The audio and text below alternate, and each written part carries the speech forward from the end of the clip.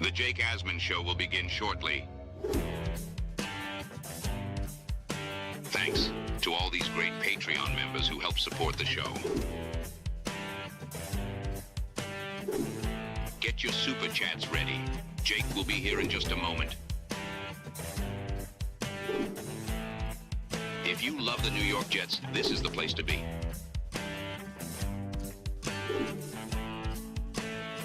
And now, the Jake Asman Show. I had the chance to talk to Harrison Phillips last night at a charity event, and he said some interesting things about the state of the Jets and some of the new additions that the team has added. We'll talk about that, plus a first-time guest is set to join us. Ladies and gentlemen, it is the Jake Asman Show. Let's hit it and get it started. We sitting in here, we excited as hell. Now it's time to get to work. Are you a happy guy? Oh my goodness, let's go! I haven't felt joy talking about the Jets in a long time. When they announced it, I went, yeah!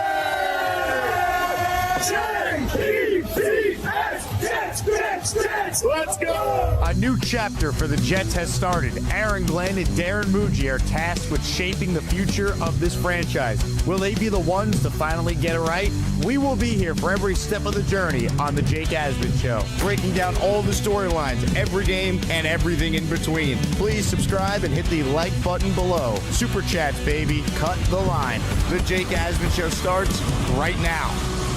Here we go, Jet fans. Welcome in, everybody. It is indeed the Jake Asman Show presented by PrizePicks. Click the like button and make sure you are subscribed to the channel. Reminder, tickets on sale now for the first ever Gangrene Beach Club. Go to gangrenebeachclub.com to get your ticket to be part of what will be an awesome, awesome day on Saturday, July 11th in Atlantic City. Joining me right now is someone who will be in AC with us for the day. He also happened to quit his job this week, and he's going full-time in the Jet content space. Ladies and gentlemen, Tony Vegas joins us now. Tony, how we feeling, man? You're unemployed. I mean, I love it.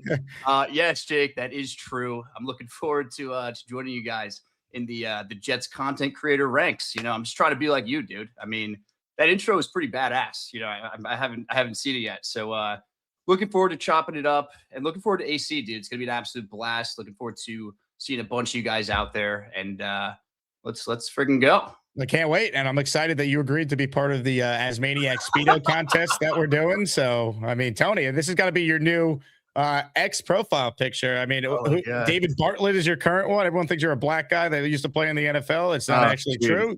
I mean, what's the deal there? David Barrett is, yep. You know, I think he was like CB3 back in the day. I like that he wore the do-rag in Madden 07. So decided to make it my profile picture. And unfortunately, I think it's too late. I don't think I can change it anymore. But I got to bulk up a little bit to be looking like that. I'm looking a little frail. So I gotta get right. It's just funny that everyone thinks this is actually you. And I've met you at a couple of events before, and you build up this funny online following. And you got to like break the news to them that you're actually just a white guy and you're not playing the NFL.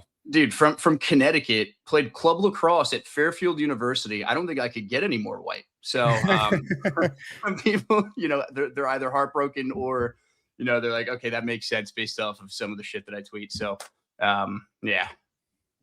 Well, I'll tell you what, I'm glad you're on the show. You get to really prove your Jet knowledge here. So we got a lot to dive into. I'll play some clips from the Harrison Phillips conversation I had last night in a moment. But first time we've had you on this very show, you tend to be, just reading your tweets and getting to know you a little bit, optimistic by nature. Are you optimistic about the current state of the New York Jets?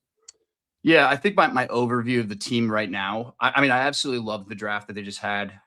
You know, obviously I wanted Arvell Reese, but, you know, they got the best edge rusher in the draft. Kenyon Sadiq, I think, is going to be something that we haven't had as a franchise in like forever. The closest thing I can think of is like Dustin Keller. And, you know, he's nowhere near anything that Kenyon Sadiq's going to be.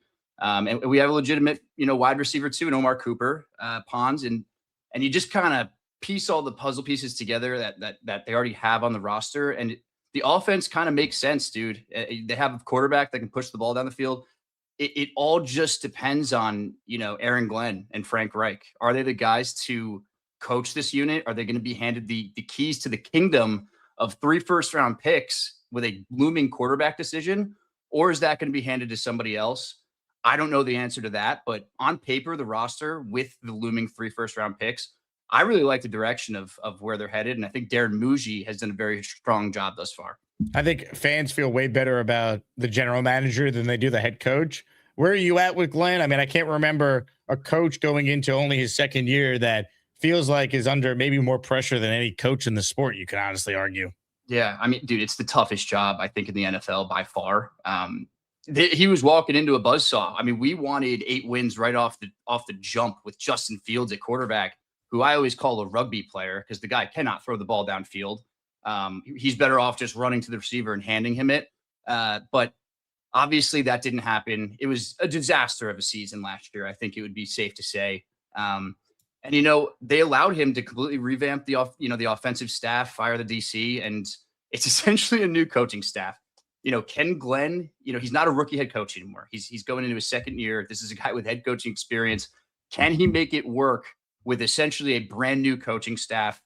I'm going to put the odds at, I think there's a 60% chance we have a new head coach moving into next season. Wow. And you're an optimist saying 60%. I am. And, I always lean people, off of my optimistic tweets. I'm more of an offensive head coach guy. I want somebody that's going to help develop the quarterback. I think after this season, if they win 6 or 7 games and it's not like extremely convincing, they're going to be looking for somebody to develop somebody with that Colts pick, Jets pick, wherever it may be. So I would say 60-40, but I'm rooting for the 40. I want the 40 to happen. I love Aaron Glenn. I didn't get to watch him too much as a player. I'm 28, so he was a little bit before my time.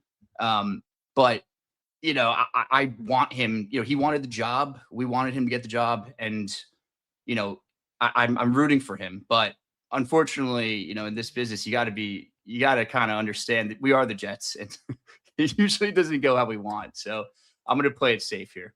Well, here's the reality for Glenn. To me, people say all the time, well, Jake, how many wins does he need to get a third year? And to me, yes, the win total obviously matters. We'll get the full schedule tomorrow night. We'll play the win-loss-win game like we all do as fans.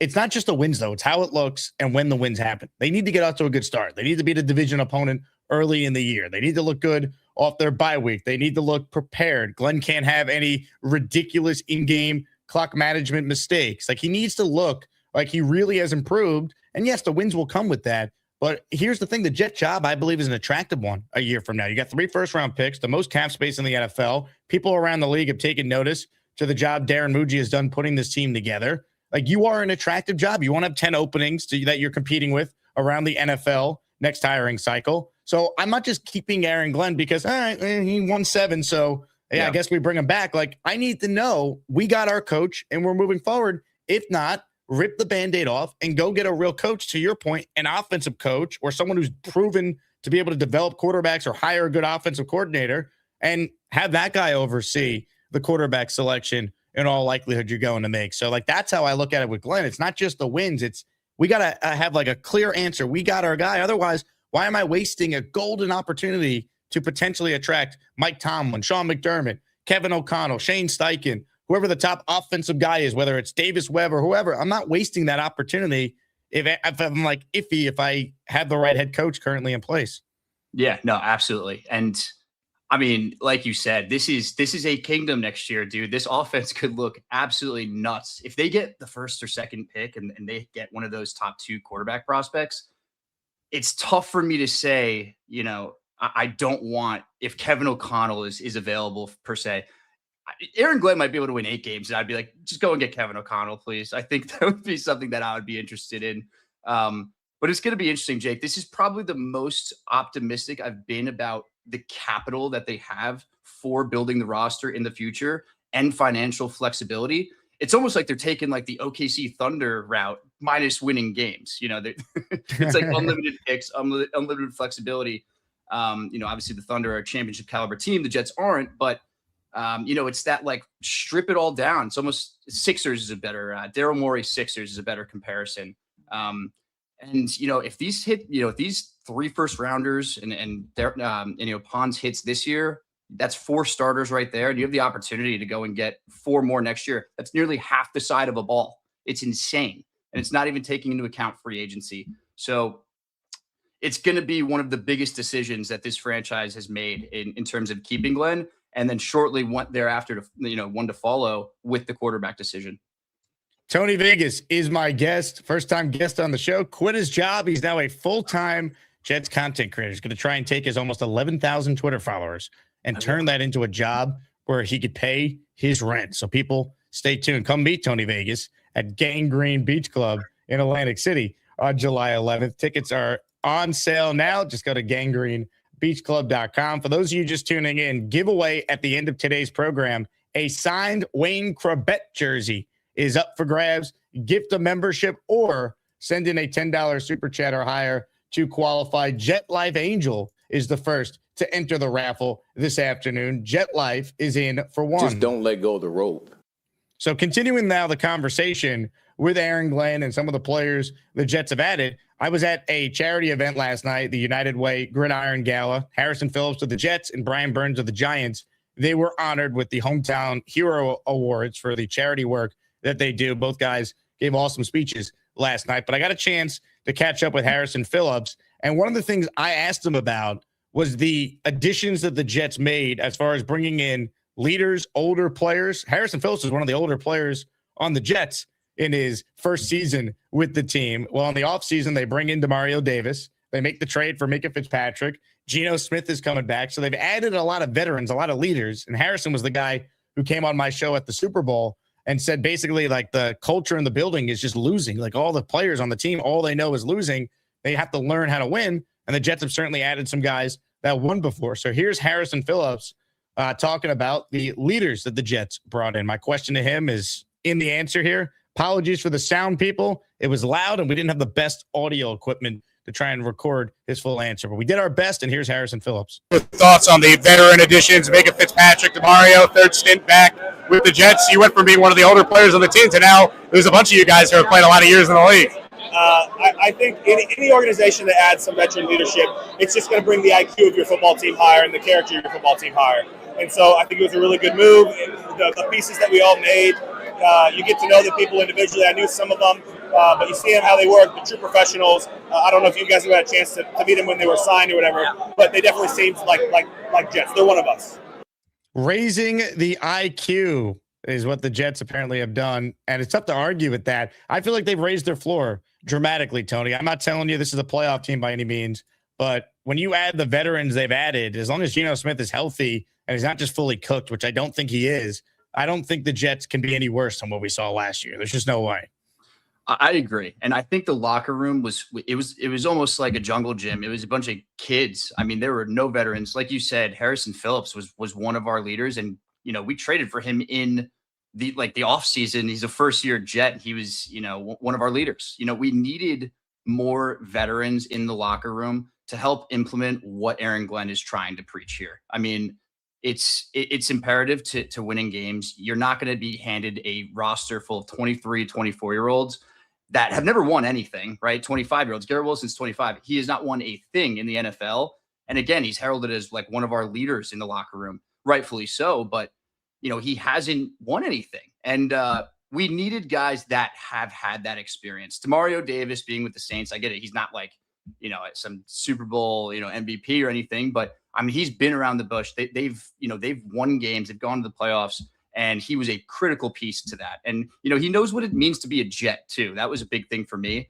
And like you said, Jake, Geno, it was a very, hot and cold signing. Either, some people liked it. I thought it was a good trade rather. Brought a little bit of nostalgia back. I was a Geno fan when we drafted him, and it was kind of like one of the first quarterbacks that I was really rooting for post Mark Sanchez. And, he's been around, man. Like, he won some games. He sat behind some good quarterbacks on the Giants. He won some games with the Seahawks, and, he's not the same guy that's telling fans in the crowd F you anymore when he's 25 years old in the New York media market. He's been around the league, and I think he's ready to, at least be A, competent on the field, and B, be one of those guys where it's not going to be a Justin Fields situation. When he quit on the team, it was an absolute disaster. they looked lost. It was an absolute wreck at quarterback, and the offense was missing any sort of identity. At least with Geno, I think he's going to help kind of rally the troops and say, we might have a bunch of young pieces. We might have a rookie tight end, rookie wide receiver too, young offensive line. But I've been in the NFL. He's the third oldest starting quarterback by the end of the year, I believe. He's going to be 36. And he's been around, man. So I have a lot more faith in him than somebody like Justin Fields, who you're kind of hoping to rejuvenate his career. Geno Smith, we're just hoping he can continue what he had in Seattle versus Las Vegas, which his offensive line was terrible. I couldn't name you any of his receivers after they traded Jacoby Myers. Absolutely, disastrous situation. So I'm expecting like 25 passing touchdowns. That sounds foreign to us Jets fans, but we can hope. I mean, if he plays most of the games, there's no reason why he couldn't. The problem is, like, at some point, if they're out of it, we're going to see Klubnik at some point, because any Jet quarterback they add always somehow sees the field. So they have to, again, it goes back to what we were talking about with Aaron Glenn. Get off to a good start. Give us a season. I don't think Robert Saleh was a great coach. In his second year, the Jets were 6-3 and 7-4 before they lost their final 6 when Mike White got hurt and it all fell apart. Like, Robert Saleh was in his second year and they were 6-3. Like, can the Jets be fake good like that team was for half a year? We're not asking for much. Just give us a season. They started 0-7 last year. I think they're starting with the Dolphins this year. I think that leaked. So that should be 1-0, Jake. I'm like hoping they can get a nice, easy cupcake first game, because, dude, that Steelers game, week 1 this past year, I really do feel as though if they won that game, we would have won 5 or 6 games as opposed to, the 3 that we ended up winning. So get off to a hot start.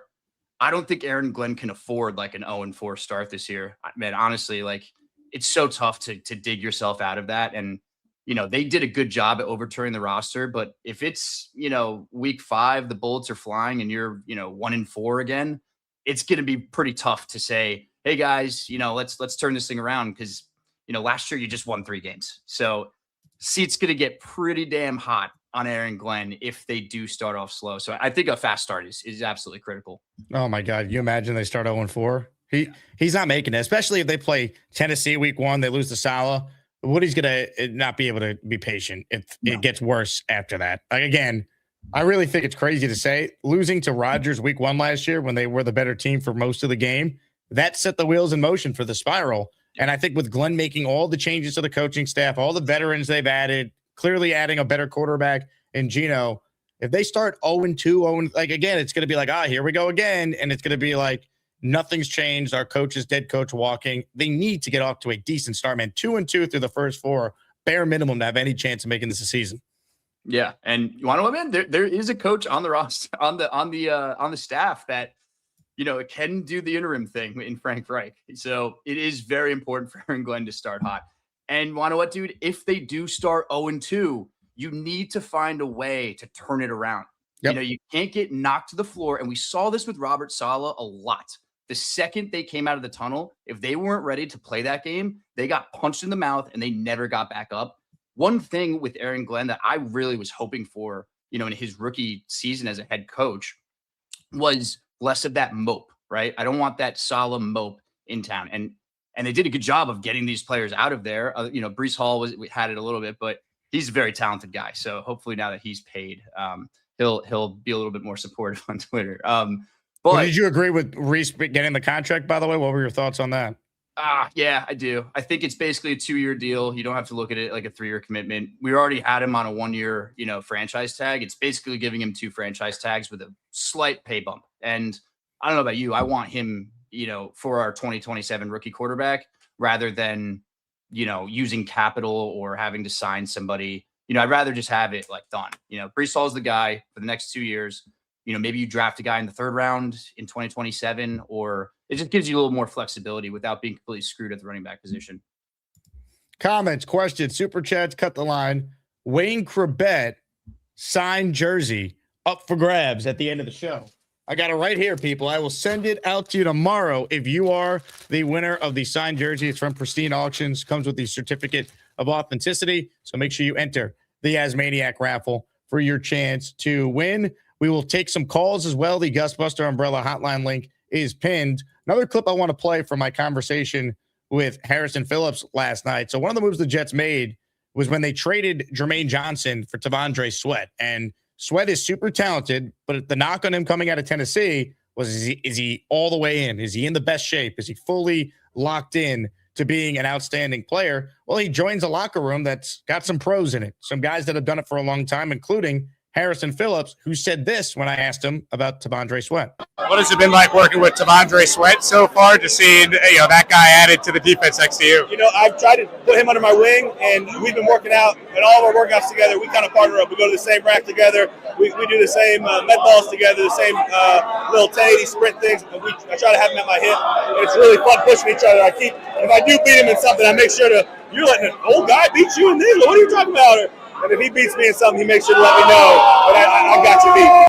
So he's taking him under his wing, which is exactly why you want a guy like Harrison Phillips on your team. One, he's still a really solid player at his role. And two, like T'Vondre Sweat joins a locker room now with Demario Davis, Harrison Phillips, Micah Fitzpatrick. Those guys can police the rest of the team. Like a guy like Jamien Sherwood, I think, learns a lot from Demario Davis. I think T'Vondre Sweat learns a lot from Harrison Phillips. I think all this is good. Adding an experienced D-line coach like what the Jets were able to do with Carl Dunbar. I thought that was Glenn's best hire. That's good for McDonald. That's good for David Bailey stepping into the pros. Like I do think, getting back to that conversation we had about raising the floor for this team has clearly been raised. Absolutely, especially on that defensive front, right? I mean, I think one of the biggest issues with the defense last year was Jamien Sherwood wasn't ready to step into that, quarterback of the defense role. And now he doesn't have to do that. So I have high hopes that he can, hopefully get back to what earned him that 3-year, $45 million contract, with Demario Davis being like, hey, you have to be here. He's not the one doing that anymore. And, Dunbar, man, he was one of my favorite moves, if you want to call it that, of the offseason, especially with revamping this coaching staff. I was pretty shocked that, Glenn had the pull to be able to bring him back here. And, obviously we know he did a fantastic job back with the Jets in 2014, I believe it was 2013, 2014, way back when. And with so many, veterans, you have Onyemata, Harrison Phillips, along with this mixture, this infusion of young talent of Will McDonald, David Bailey now, T'Vondre Sweat's only 24 years old. Like, he's got a lot left to prove in the NFL, and he clearly has the talent. He's absolutely massive, and, he has the talent to develop into a really good run stuffing D tackle. And, having veterans like Harrison Phillips, that was a great question by you, by the way. I mean, fantastic answer from Horrible Harry. We absolutely love that, dude. We don't get a lot of that. And goes back to my point before, man. We didn't have as many guys. We had Harrison Phillips, but there's more guys that can say to these younger dudes, like, hey, this is how it's done. Let's get after it. The reps in the offseason matter. All this stuff, like, that matters. And that can go from any workplace, whether it be the one that I just left or the Jets locker room. So, it's real. And I'm very excited to see the improved defensive front, both on the coaching level and personnel side. Well, if you think about it, and you brought this up, like Harrison Phillips emerged as one of the team leaders, and he got acquired in late August. Like they were bereft of leadership. And that was an emphasis in the offseason. Muji said it at the end of season presser, said it again when we spoke with him at the combine. So let's see. And they certainly have done a nice job, adding to that defensive line. We're talking with Tony Vegas. The Gus Buster Umbrella hotline link is pinned in the chat. Wayne Corbett signed jersey up for grabs. We're presented by PrizePicks. If you download the PrizePicks app, click my link in the description. Use the code HMA when you sign up. You put $5 in, you'll get $50 instantly in lineups. And since we're talking Geno, here are some numbers on Geno Smith, Mr. Vegas. And since Vegas is your last name, of course, you tell me, is this free money if Geno's healthy? How will he not throw for more than 2,605 passing yards and at least 15 touchdowns? Again, if he's healthy. Oh my gosh, these look like trap lines, but I'm hammering the over on both of these. If he's healthy, this is a no-brainer. I thought, earlier I said I would be shocked if he didn't throw like 24 touchdown passes. I think he's going to smash the over on passing yards. He usually does pass for a decent amount of yards. I mean, Jake, I have hopes that he can go into this season and break Ryan Fitzpatrick's touchdown record. I'd much rather Geno Smith hold it than Ryan Fitzpatrick. I don't know about you, but I'm hammering the over on both of these. Yeah, I mean, come on. It's like Geno Smith, every year he's been a starter, the last 4 we focus in on, right? When he's become the player that he now is. he's easily eclipsed these numbers. And Geno, it's not like he's been really injury prone in his career. He's been remarkably durable. He played every game in Seattle. He played 15 to 17 last year on the Raiders. Again, if he's healthy, I don't see how Geno Smith doesn't shatter these numbers, even with the likelihood of Cade Klubnik probably playing games at some point if the Jets are out of it down the stretch. Yeah. I mean, I'm seeing it like a bare minimum disaster season, Jake. I see 17 touchdowns and, 2,800 yards. I would go over all day. But again, this is giving me pause. Like, why are they so low?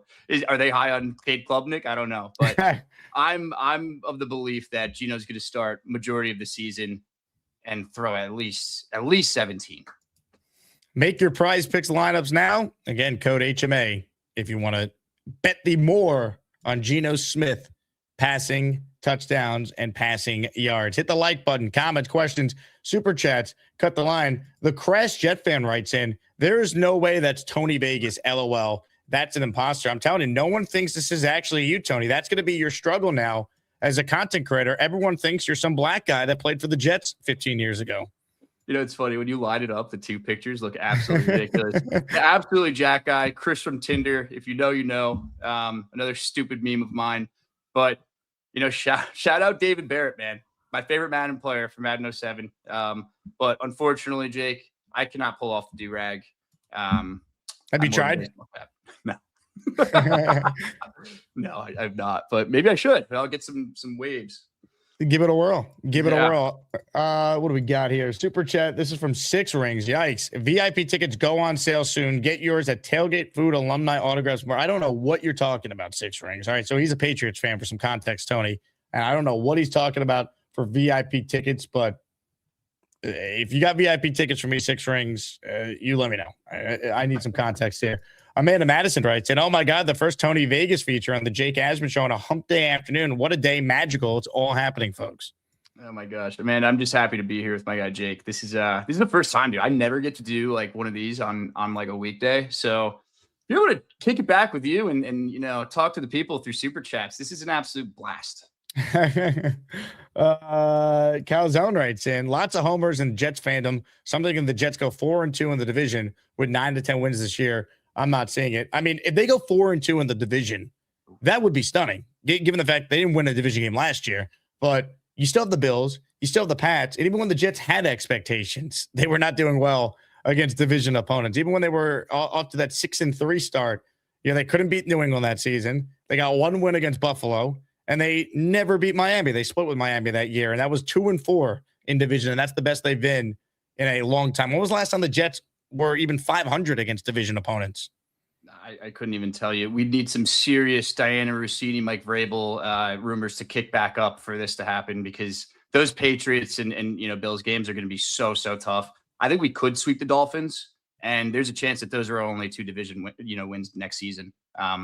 So we'll see. I mean, dude, it sucks. Our division's always good, and now we have the Patriots to deal with, just as much as the Bills. So 4-2. I don't know. I need to drink some of that Gatorade, because 9 to 10 wins. I don't know. I'm not there yet. Derek, the Kansas Jet fan, in the Asmaniac raffle for 1. Let's go. Play call is my superpower, really.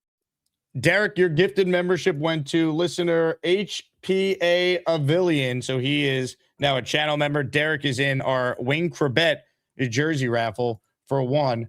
Comments, questions, your super chats, cut the line. Let's continue to talk more just about some of the players on this team. What did you make of the crazy hype, I guess, if you want to call it, surrounding Cade Klubnik after rookie minicamp last week? Did the video of him running out onto the field wearing the number 10, did that do it for you, Tony? Are you now sold on Cade Klubnik's future?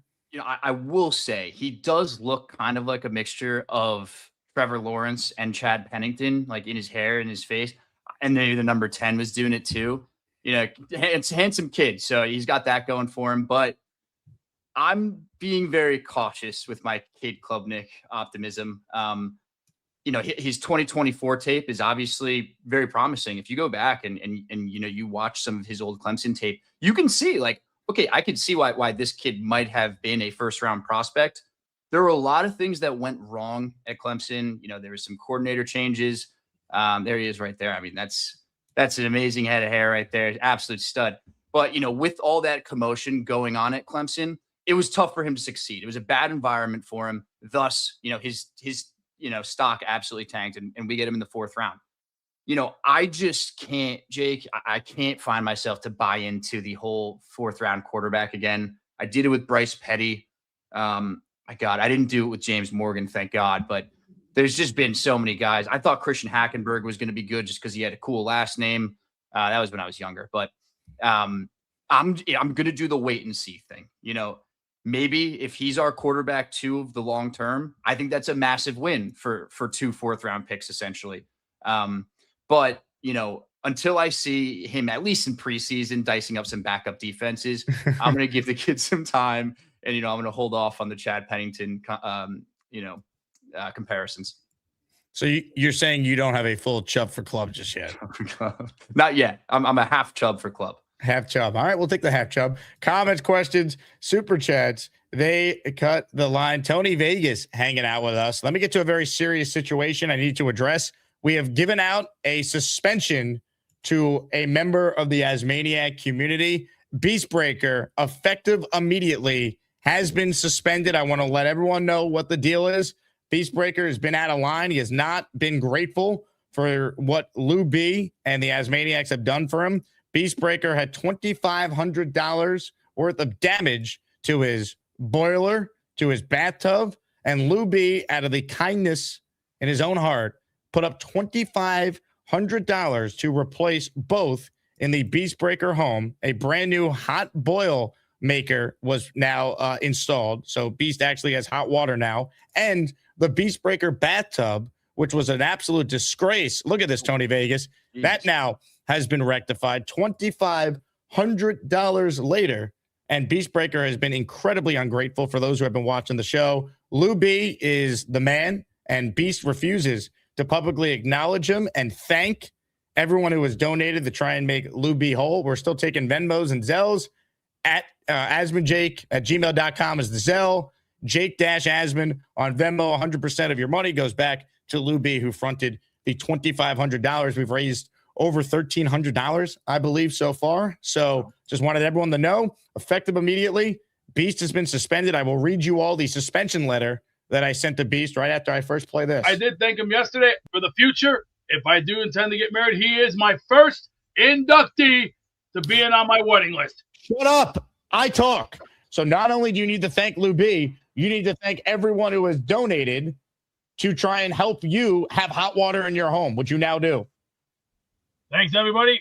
Thank you. Leave a message. Disgrace. So earlier today, I sent Jason Allen Storm the following message, quote, "Dear Mr. Jason Allen Storm, also known as Beastbreaker, and several other aliases. Following the events that took place during the week of May 11th, the Jake Asman Show has made the very difficult decision to suspend your services indefinitely, effective immediately. This decision was not made lightly.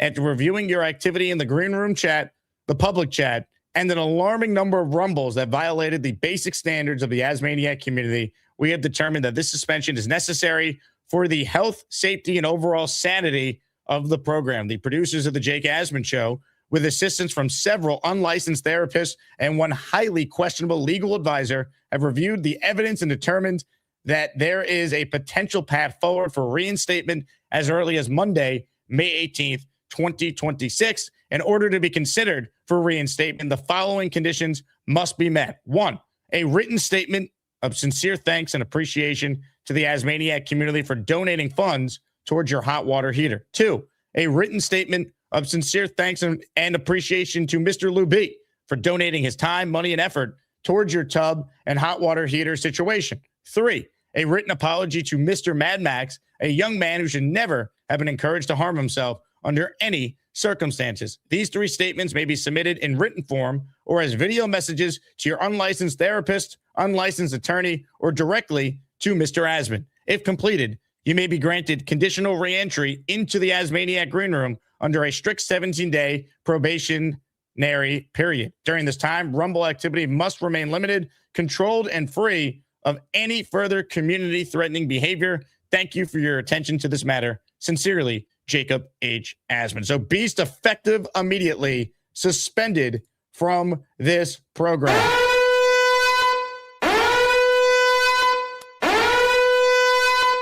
What do you need? You know I'm not in a good mood today. I already took a diarrhea dump, and my back's killing me. Does anybody else need anything? Tony Vegas, your thoughts on a man's bathtub looking like this? Dude, it's funny you showed me this. I actually, I had a bunch of time today, so I went ahead, cleaned my bathroom today. It looked nothing like that. That is absolutely insane. You gotta get someone. I mean, dude, that's disgusting. You got to be better than that. I think that's where you clean yourself, man. Let's get real here. Who's that? That's Beast. That is the Beast. I mean, shout out Lou B. He sounds like an absolute unreal character, an unreal guy. That's awesome that he did that. But that's a ban that should have happened, man. You got to thank the people, man. What the hell? The fact that Lou B has never met Beastbreaker. He lives in an attic in Illinois. He fronted $2,500 of his own money. He got plumbers. They didn't even know to show up to this man's home and have them work their magic. Just truly amazing. If anyone wants to contribute to the fund, you could Venmo me, Zelle me, and all your money will go towards making Luby as whole as we possibly can. We've raised a ton. A bunch of you want to remain anonymous, but at the end of all this, we'll put together a master list, and we'll thank everyone who publicly has not said they want to remain anonymous. Some super chats here. Then we'll get to some calls. Our guy, Tony Vegas, hanging out with us. Come meet Tony at Gangrene Beach Club on July 11th. Going to be a lot of fun. Let me in. 22100 is in the Asmaniac raffle for the Crabette jersey at the end of today's show for 2. What's up, fellas? If Geno stinks this season, hopefully he doesn't, and I'm crazy to believe the Jets will go all in for Lamar in the offseason if he doesn't get a new deal with the Ravens. Go Jets. Well, I'll say this. I don't know if it's Lamar, but the idea that it just has to be a rookie quarterback for the Jets when you have all this cap space, 3 first-round picks, like, we don't know. What if Joe Burrow ever became available or something along those lines? So I think they're going to end up taking the big swing in round 1 to get their guy. But whoever the top veteran is, if they're ever actually available, then I do think the Jets would be foolish to not at least entertain that as a scenario. Right, Tony? Yeah, I mean, they have the capital. They'd probably be the Cauchy favorites, whatever book you want to use, favorites to trade for the big name quarterback if they do become available. Joe Burrow comes to mind. I didn't see too much Lamar smoke, but if he's available, we'd probably be the favorites just because those first 3 round picks. So I do think they end up going first round quarterback as well. However, you're right. You have to explore it. I mean, if a guaranteed stud is out there, we've had such piss poor quarterback play. It'd be foolish not to at least check it out. Ladies and gentlemen, how about this? Cisco Lopez back and ready for more. 20. That's right. 20 gifted memberships from Cisco. Ladies and gentlemen, hit it. Sometime I do super chat. Sometime I do gift membership. But all the time, I love the Jake Asman show. They call me Cisco Lopez. Now, Tony, I know you're new to my show, but when this happens, we call it raining channel memberships. We grab our Gustbuster umbrellas, and I yell out 20 names who just became channel members. Cisco, you're the man, and you're in the raffle for 20. Joshua Burns, J-Mag JMC, The Prover Below Life, Light Grenade, Beast, you ungrateful bastard, Ken Drickles, John LG, Mark 0182, George Jackson 50, Sluggo 5909, Albert Galeen, Bubba Oil, Tony Vegas is a white guy from Connecticut. He's not black. LFC, Mr. 6 VB, Adam Lee 2723, Rasha Henderson 9904, Tony Vegas and Boy Green, both in the Speedo competition together on July 11th. 864 Muhammad 9, Howard Peranto 3, Wesley Gates 2752, Mr. Leaney, Chicken Butler, and Evan Jets all receiving a gifted membership there from the Cisco Lopez. Let's go. Oh, man. Yeah, I need like a Gatorade after that one. Jeez. PBM checks in. If he throws a touchdown in the preseason, the panties will drop. This being Cade Klubnik. I mean, he is going to play, I'd imagine, most of the preseason games. I don't think Geno needs to play a ton at his age and his experience. So, I mean, do you think they add a veteran? Because I'm totally fine going Klubnik and Zappy and let Klubnik get all the reps and see what he could do. I'm keeping an eye on Brendan Sorsby. A lot of people don't like that, but I'm just throwing it out there. It could happen. Something to watch. It's a very strange situation. We'll see how it plays out. Klubnik, yeah, I think he's going to play majority of the preseason.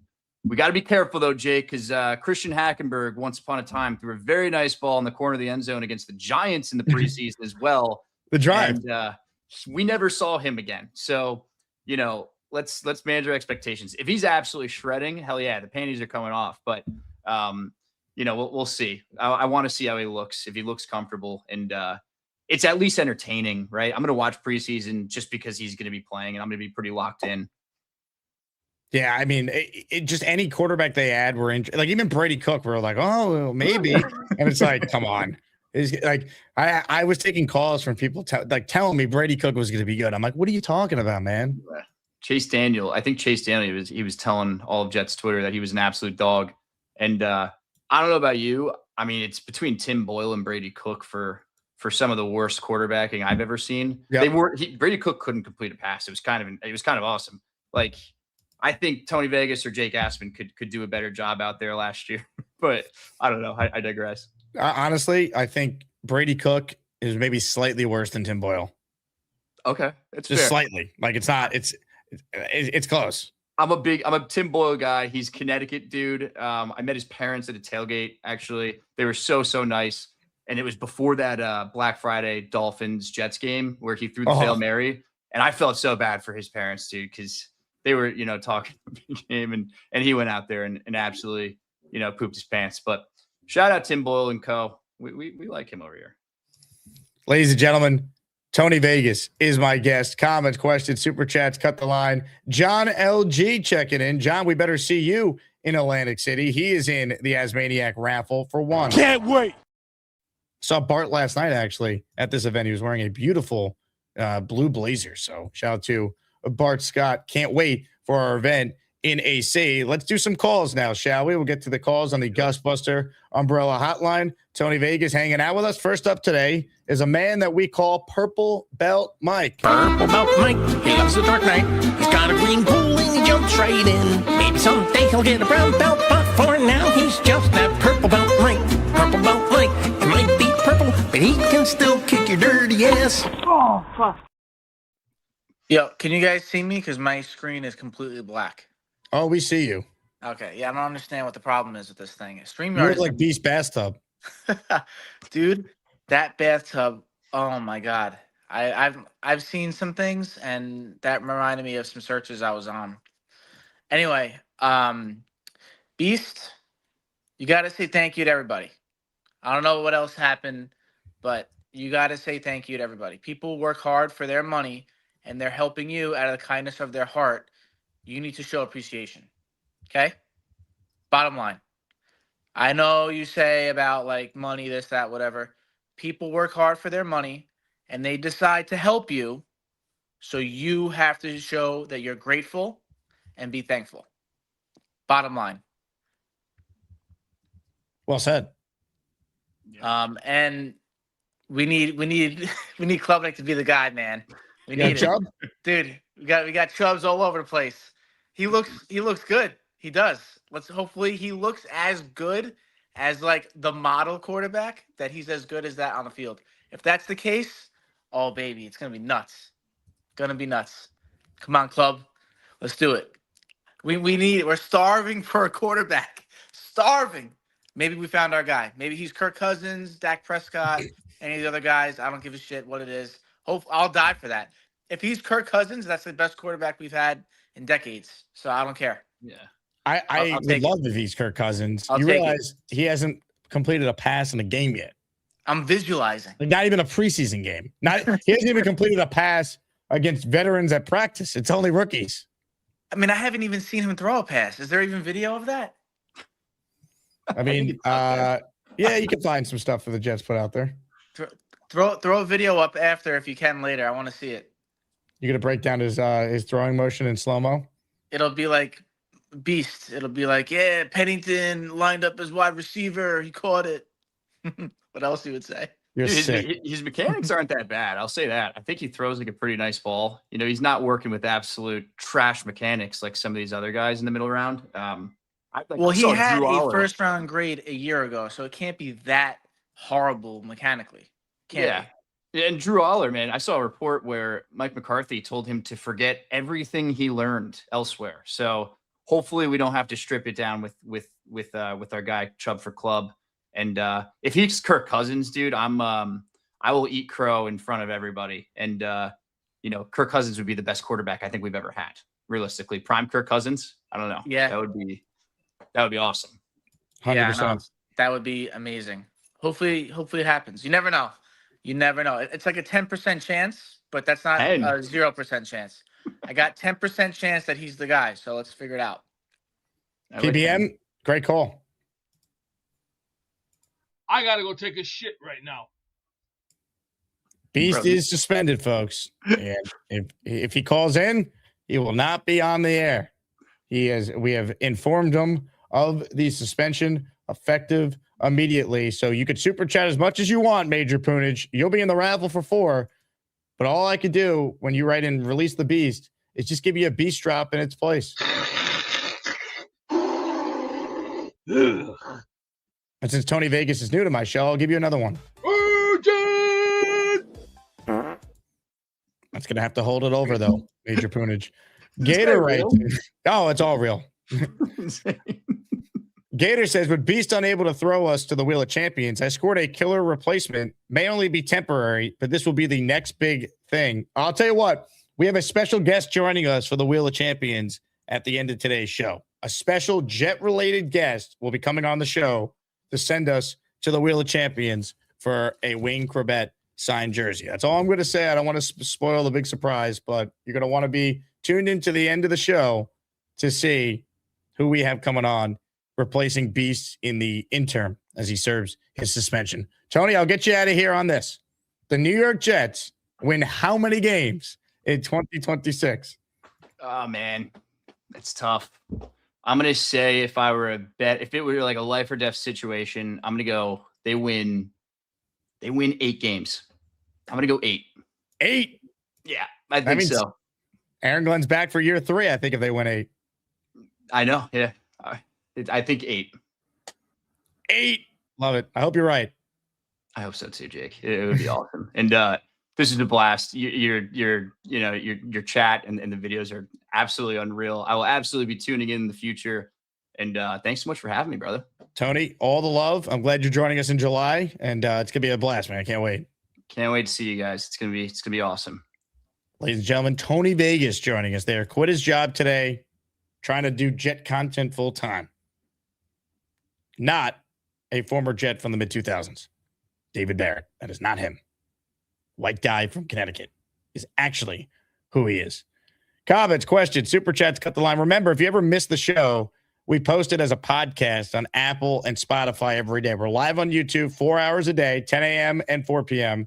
And we are, of course, posting everything we do on Apple and Spotify afterwards. You can download the show in audio form and listen to anything you might have missed. Couple shout outs for those of you who signed up for the Patreon. In the off season, we need all the support we could get, especially when we get to May, June, and July when there's nothing happening. So big shout out to everyone who's part of our Patreon. If you sign up for the year, you get 10 raffle entries when you do that. So J-Quest re-upped his membership. He is back in the Discord I saw earlier. J-Quest in the weekly raffle for 10. Colin Wolford also joined the Patreon today for the year. So Colin, shout out to you. I got 10 raffle entries applied for you.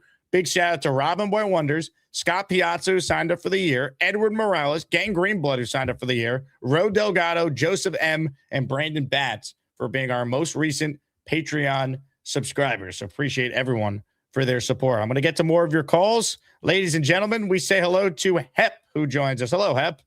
Hey, Jake. I'm excited about the new thing, the beach party you have going on. You going to be there, Hep? Yeah, I was talking to Paul Boy Green, and we were thinking about doing a like each content creator has his own football team, and to have like a tournament, some kind of touch football tournament or something like that. I like love the it, Paul man. Boy Green go against the Asmaniacs, and maybe the Richie guys, and then the Green Bean and the Matt O'Leary, that crew, and like each guy is represented by a team. What do you think about that? I love it, Hep. I'm excited. Okay, I'm going to. Now, as far as the Jets go, I was thinking about Sadiq and using him in like a fullback slot in an I formation. Would you say he's a freak? Yeah, man, he's a freak. 7 days a week? Yeah, 7 days a week. He's a freak. I was obsessed with Sadiq, certified freak, 7 days a week, certified freak. Obsessed with Sadiq, certified freak, 7 days a week, certified. Obsessed with Sadiq, 7 days a week. 7 days a week. Certified freak. Yeah, that's it, man. Now, I was thinking about if we use them in the I formation and in the fullback slot, if you go and we have Taylor on the edge and Cooper and G5 wide out, Sadiq can go in motion either left or right, and the options are limited. He could run up the middle. He could do a quick pass. He could just lead block for Brees. It's just I don't know how they're going to stop that, Jake. It's going to be really, as long as Frank uses them correctly. That's the big thing. What do you think? Well, I'll tell you what. I think in terms of what they could do with him, it's really on Frank Reich to maximize his potential, because you're going to be, I'd imagine, using him all over the formation as you talked about. And he lined up more in the slot than he did inline his last year at Oregon. Mason Taylor, I think, will be more of the inline. I think Sadiq's the power slot. I want to see them both on the field together a lot. I want to see a lot of 12, maybe even 13 personnel, like what the Rams do, where you use 3 tight ends with Ruckert. Like, you don't want to be predictable. The whole point of having a guy like Sadiq is that the defense should have no idea what you're doing. Geno is a veteran. He could check the different plays based on what formations are in front of him that the D's showing. So hopefully him and Reich are on the same page, because they could do a lot with Sadiq. Definitely. Thanks, Jake. Hep, great call, man. Hep checking in. Good stuff from him. Comments, questions, super chats, cut the line. Brian writes in, Jake, give me a beast bang. Well, Brian, this is a tough request. You want a beast bang. You got it. Bang! More of your calls right now. Thank you, Brian Morales, for checking in. Raffle at the end for a Corbett jersey. Ladies and gentlemen, up next on the Gustbuster Umbrella Hotline is...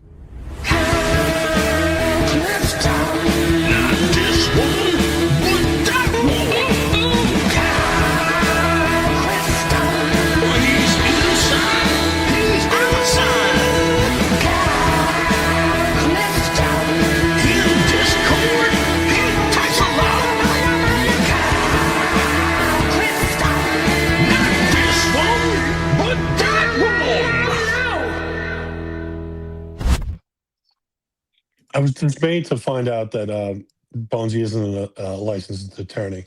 He's doing the closing on my house, and now I don't know where that resides. That's outstanding. Yeah. So, the fact that, we brought in Cooper and Sadiq, I think we see Sadiq as a big slot, among other things, right? He can go out wide as an X. We can use him, sweeps. We can use him 2 tight end formations. We kind of think that Cooper's going to spend most of the time in traditional 3 receiver sets as a slot, right? I would imagine so. Right. And then AD is your X. I guess we were talking about the quality in the chat of the wide receiver room earlier. Now that Jennings is signed, like, who's really left in free agency if we want to bring in some depth? Because it after that it falls off pretty quickly. We're talking about Arian Smith and some of these other guys that are going to have to really. A lot of them are UDFA's. Keenan Allen's out there. That's the name. Tim Patrick. That's the guy, right? Tim Patrick is the Lions ties, and the fact that he and Denver too, Muji and Glenn ties, if you think about it. Right. And at this point of his career, probably come on the cheap, I would think. Yeah, I mean, I don't think the Jets are going to add like Odell or like DeAndre Hopkins, but like another name, Tyler Lockett. We brought him up on the show before. He played with Geno in Seattle and last year with the Raiders. Veteran guy, could help guys learn what Geno likes. I think maybe another name to watch there, because you're right. You don't really have a whole lot. You're talking about Isaiah Williams and Arian Smith. Yeah, I mean, to me, I think the part of the reason that they like Cooper is that they could use him interchangeably between the slot and the boundary with Garrett. So to bring in another slot with even with having Sadiq, I'm thinking about a guy that's maybe like just a true number 4, move the chains type guy, special teams utility. A pro's pro, and to me, Patrick just seems to fit that the best. I'm getting very, very jealous of all this talk about around AC. We need you there, Kyle. We're going to convince you. Ralphie Rock sent me an email that after not being able to convince his wife to go, he was able to get the buy-in. If Ralphie Rocks can do it, so can you. My wife did signal that she would be willing to let me go, but I mean it's very tough. It's very tough to get me off the beach in the middle of July. Is it 100 people? That's the hard limit. No, we could have more than 100. Where'd you get 100 from? I don't know. I'm starting to think with all the work that's coming my way and all the stuff that's happening on the show, I'm starting to hallucinate a little bit. What are your thoughts on the Beast suspension? Are you surprised? Not even remotely surprised. From day one, my major fear with the Beast, and to his credit, he's been pretty good for a good long stretch here. But I was afraid he was going to sabotage the show because of some of the reasons that you mentioned a little bit earlier on the first show. Just doesn't have a very good sense of self and like not aware of what he's saying and stuff like that. But we're talking about a guy who's in his 40s. There's no shame in being able to thank someone who was befriended you and taken upon himself to really extend his hand and help you like Luby did to him. That's something that he's got to learn and if he hasn't learned it already. Look, you're not wrong, but I also have to tell you this, Kyle. Cisco Lopez spent $10 to ask you this question. Is that the Boy Green backdrop, Kyle? I think it might have been, yeah. I think that it might have been the original Boy Green backdrop. Yeah, where's your Geno Smith throwback jersey? Yeah, I don't think I have one of those. But I noticed I was going through some of my Jet stuff the other day, and I noticed that I have 2 Klecos. Not to mention the one that I have signed and hanging on my wall. So we might have to start giving some of that stuff away. But yeah, I'm going to revisit that with Mrs. Clifton tonight. Maybe I will be able to make a day trip out there. Ladies and gentlemen, the pressure is on Kyle Clifton to come to Atlantic City. Kyle, the event's canceled if you don't go. No pressure. Oh, boy. I'll talk to you later. Bye. Ladies and gentlemen, Kyle Clifton. Just don't let go of the rope. Don't let go, folks. Clifton will be there. And Beast will not say thank you to anybody. I did thank him yesterday. For the future, if I do intend to get married, he is my first inductee to being on my wedding list. Shut up. I talk. So not only do you need to thank Lou B, you need to thank everyone who has donated to try and help you have hot water in your home, which you now do. Thanks, everybody. Thank you. Leave a message. Leave a message. Someone he's never met paid $2,500 to fix his hot water boiler and bathtub. Unbelievable. Oscar writes in, Beast has difficulty accepting constructive criticism, showing gratitude, admitting when he's wrong. You think? Ralphie in the raffle for 4. What up, Ralphie? My wife saw all the Asmaniac Speedo pics and decided she has to go to AC. Yeah, where's Jay Quest at? He was complaining that we've shown too many Speedo pics. Well, look at that, Jay Quest. Ralphie is going to AC and his wife because of these pictures. You want sex appeal? You come to our event in Atlantic City. All right. You want to see Arvel's Army and the Bailey Bros come together for a day on the beach? You come to Gangrene Beach Club. Enough said. Gator with a great question. Where is the Rooster? Rooster, you better call in. We've had a new intro for you for 5 or 6 days ready to go, and you haven't called the show. Unbelievable. Where is the Rooster? Cock-a-doodle-doo. Where are you, Rooster?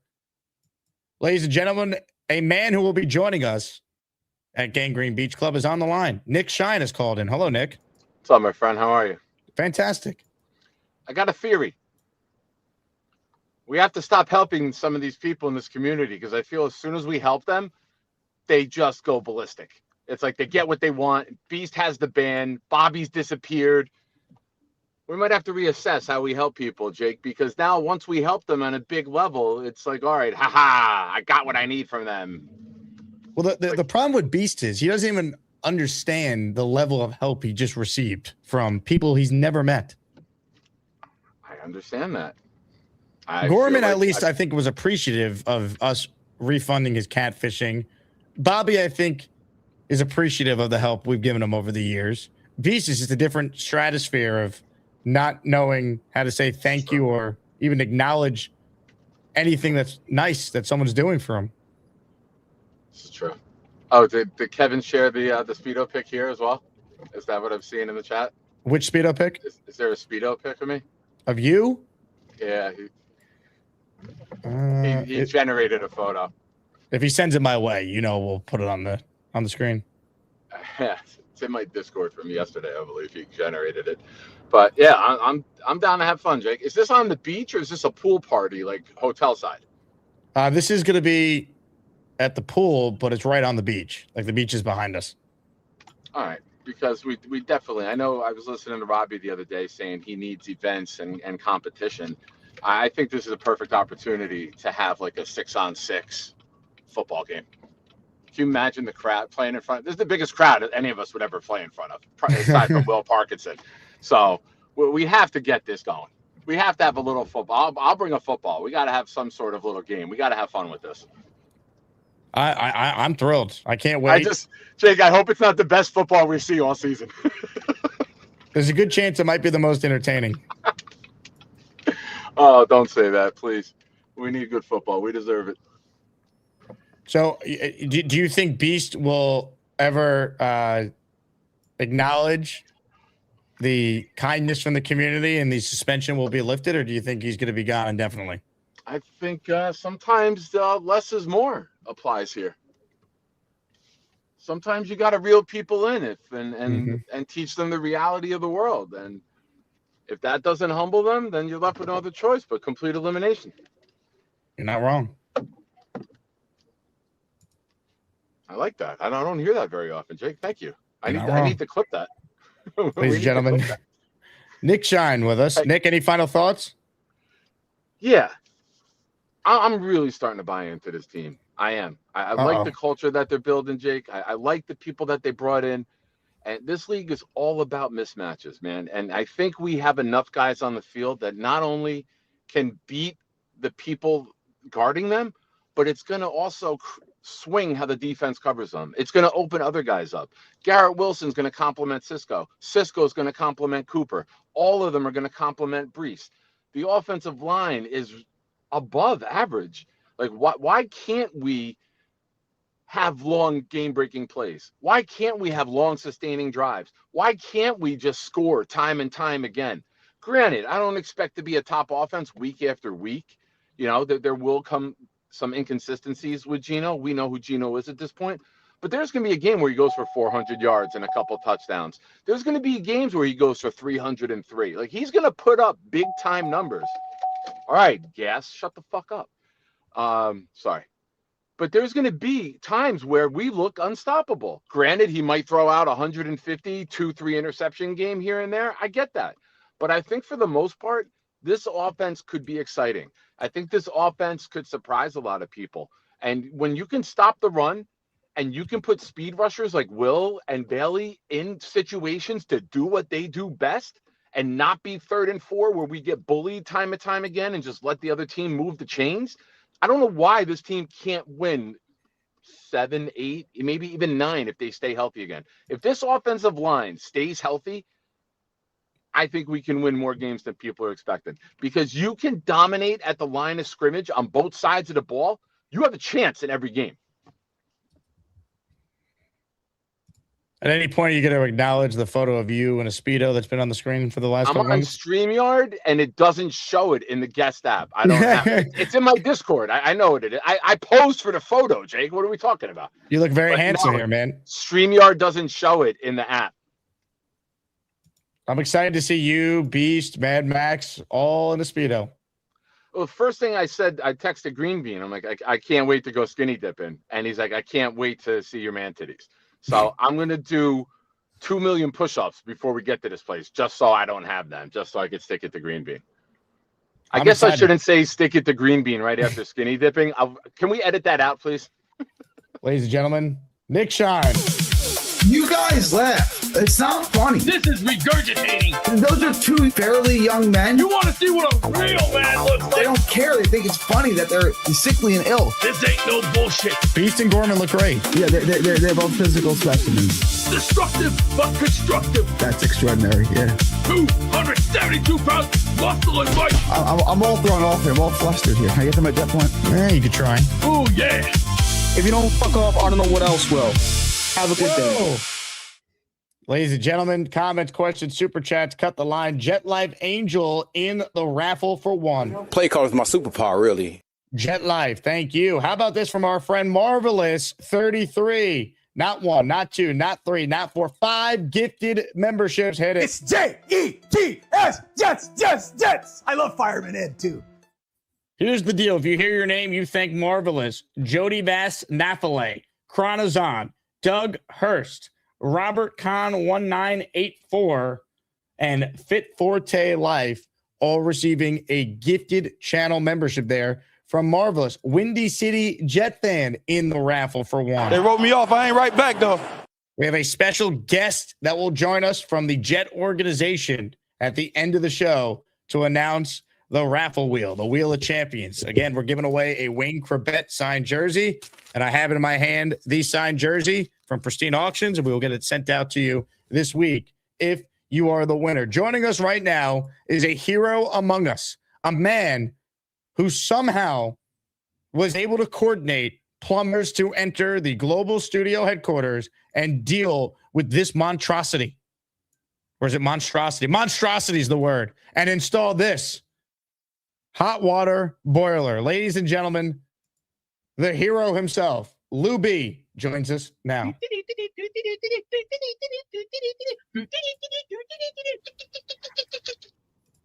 This plumbing stuff has been crazy, Jake. This whole experience, I never knew it was going to turn into such madness, to be honest with you. I thought I was like getting a clogged tub unclogged. Oh, you got something all right. Where did you get the picture from the bathtub? That must have come from him sending it to someone, because I didn't get that picture. Probably because even Beast realized what that looked like.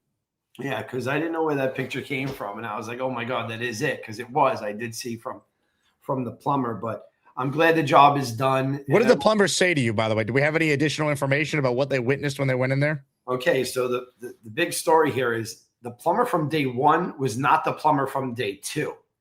He did not come back. Joshua did not return. This was a different team of plumbers, Jake. For whatever reason, they didn't want to, they just took a lot of time to get the quote back, and there was some type of hesitancy with it. And I was like, look, we're going to go, the quotes were the same. We're just going to go with plumber number 2. So the plumber that did the tub did not do the boiler. And then something blew up, and then they it went from one price to the next. They do the hustle. But I was on FaceTime with Beast watching the hustle. So, I sort of know a little bit about that stuff. I thought Black Gypsy was going to help, but that was it. It's done. And, him saying that him and his mom haven't had a hot shower in 2 weeks, this had to get fixed one way or another. I didn't care what had to be done. This was getting done. And that's it. Well, here we are. Well, Lou, you're a real hero. The Asmaniac community is blown away by your generosity. I continue to get Venmos even during this show and Zells from people. So we're going to try and get you as close to, ended up being what, $2,500? You sent me the invoice? Yeah, it was $2,500. But like I said, when I got into it, whether people helped or didn't help, I was going to get it done no matter what. But I do appreciate thank you everyone that's jumping in to help. I think Beast provides a lot of entertainment for a lot of us. And there's been nights where I've laughed hysterical watching him. So I was like, I have to do something. And I know he provides a lot of entertainment for the show, and he feels terrible about the things he said. He called me today really upset. But I said, you can't say that stuff, Reese. There's some certain stuff you just cannot say. And Jay Quest was completely right on that. But Beast feels really bad, as you know.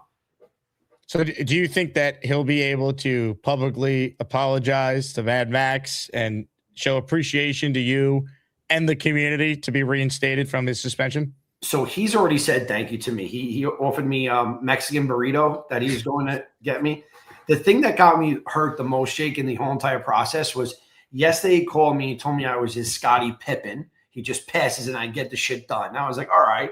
And then he goes, if I ever get married, you're my best man. And then he switched it to inductee. Was it inductee or invited to? Well, I have the clip here. You tell me what's going through your mind when you heard this man and his addict say this. I did thank him yesterday for the future. If I do intend to get married, he is my first inductee to being on my wedding list. Shut up. I talk.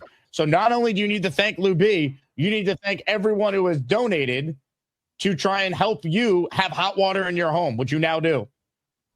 Thanks, everybody. Thank you. Leave a message.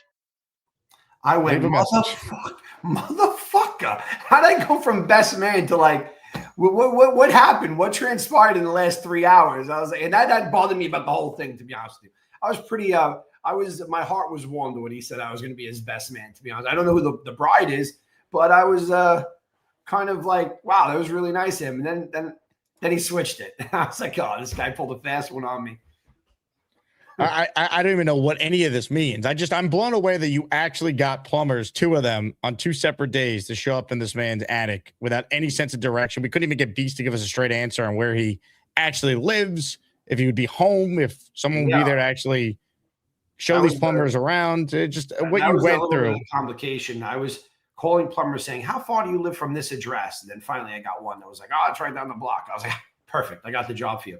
And I warned them going into the house. I said, listen, this is going to be a different job. I just want to let you know. And Joshua said, oh, man, I completely know what you mean now. And that's it. He actually, I gave him the link to the show. I told him if he wanted to watch, I said, you won't believe what's going on about this tub. And no one knows where that rod came from. Like, I still have no idea what that rod was from. And if it's missing from the tub, like, what? I don't know. I know we had one Jets plumber on here, but I just don't know where that rod came from. That was kind of, and the weight, they said it was a weight in the tub. And I don't know. It was crazy, Jake. I just received, I want to shout her out because this is unbelievable, a $200 Venmo from Mimosa to the Refunding Lou B for being a good human fund. Mimosa, you're awesome. I appreciate everyone that's like contributing. Like I said, when I did it, I whatever happened. And it's, if you want to contribute to Beast, feel free to. I just did what I had to do. Right. That's it. Had to be. You're an American hero. Jake, I have a question about Tennessee. Yes. If it's early, do you think that's going to be the Asmaniac meetup? If it's week 1, for sure. If it's very early in the year, I think that's definitely the goal, because I think that'd be the most fun city to do a road trip meetup game in. Yeah, I definitely want to go to Tennessee. I can't wait for the schedule to come out. What time do you think it comes out tomorrow? It comes out at 8 tomorrow, but it could get leaked before then. I've seen so many versions of it. I'm like going nuts. I've seen too many versions of it now. Miami, week 1, Tennessee. I'm just glad we're not playing Buffalo. We got to get off to a good start or we're fucked. We have to get off to a good start. 2-2 through 4. 2-2, 3-3, something like that. We just really need a good start, because if not, then the walls start to come down, no matter who we play. So I don't know. There it is, Jake. There it is. We're getting ready for a lot of things. Got a lot of things going on right now. Well, Lou, you're a hero. If anyone wants to support the Beast Breaker Plumbing Fund that Lou put together out of his own money, I appreciate Jake Asman, Zell, will go right to Lou when we count everything up. It's all good. I appreciate it. Thank you for everyone that Ralphie Rocks was like the first guy to call me, and I was just getting hit up by a bunch of people I wanted to help. And I'm glad it's done. It was terrible for him to have to deal with that. I thought that was what was making him angry, but obviously that didn't change anything. I thought like that would help a little bit. Mad Max makes him angry. So Mad Max, he cannot speak with Mad Max. He apparently doesn't like Beasley and Mad Max for getting involved in his personal life, which I have no idea when that happened. But he cannot take Mad Max, man. We received this email from Jason after we notified him of the suspension. So clearly it went in one ear, out the other. Here's a list of people I don't want to be around: Mad Max, Jay Quest, Ryan Kaza, Gary 3D Boxing. Is Ryan Kaza Beasley? Ryan Cosner's just in my chat. And that's who he doesn't want to be around? Yeah, because I guess Ryan trolls him in the chat. I thought it was Beasley. This is crazy. It's Unreal. Shit ever. You guys have a good day. Thank you to all the Asmaniacs that showed thanking me to doing this stuff. But I appreciate it. Thank you. Lou, you are the man. Ladies and gentlemen, the great Lou B with us here. Comments, questions, super chats, cut the line. Ladies and gentlemen, how about some breaking New York Jets news? Breaking sports news on the Jake Asman Show. According to my podcast co-host, ESPN's Rich Cimini, the New York Jets are signing wide receiver Tim Patrick. They have agreed to terms with the veteran wide receiver who visited the Jets earlier today. He played in 16 games last season for the Jaguars, caught 15 passes for 187 yards and 3 touchdowns. Veteran presence in the wide receiver room with inside, outside flexibility. So, Rich, the first to report the Jets have added a veteran receiver. I actually talked about this earlier in the show that the New York Jets need to probably add one more veteran receiver because right now it's just Isaiah Williams and Arian Smith behind Garrett Wilson, A.D. Mitchell, and Omar Cooper Jr. So Tim Patrick's a veteran. He's been around. He's a pro. You don't want him starting 16 games for you, 17 games for you, but can he fill in if there's an injury to one of your first 3? Yeah, he could fill in and be okay. He's obviously someone that the Jets have some familiarity with. Darren Muji was with him in Denver. Aaron Glenn was with him when Patrick played for the Lions.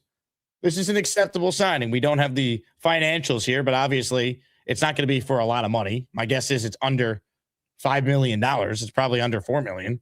Like Josh Reynolds got 2 point something last year. It's probably around there. But here's a veteran. Again, caught 3 touchdowns last year. Like, no problem. 6'5", 210 pounds. Big body wide receiver. I think it's a good signing by the Jets. I don't think it cost them anything. I don't think they were going to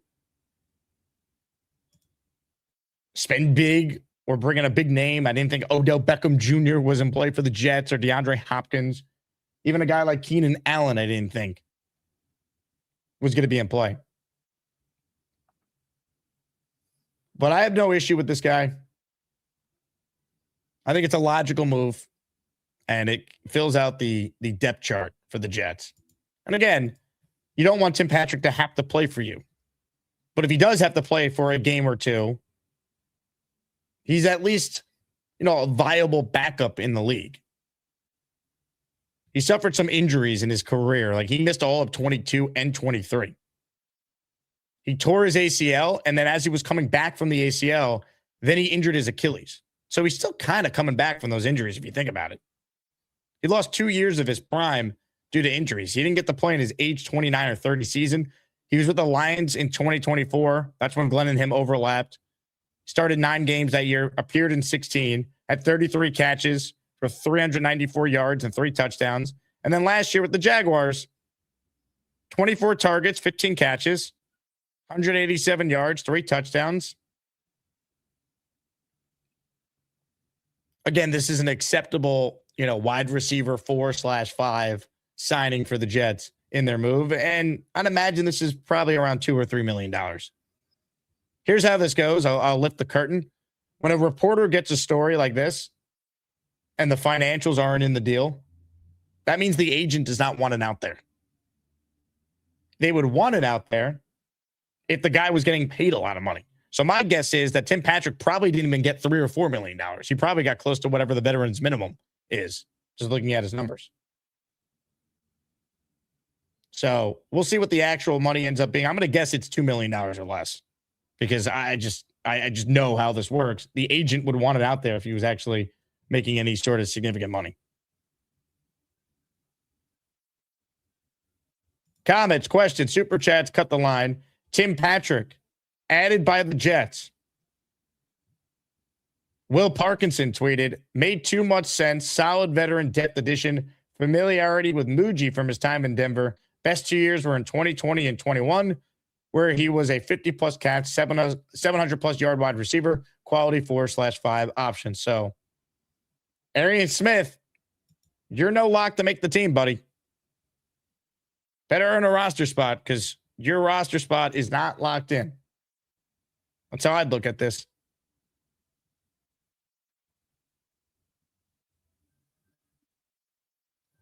So we shall see.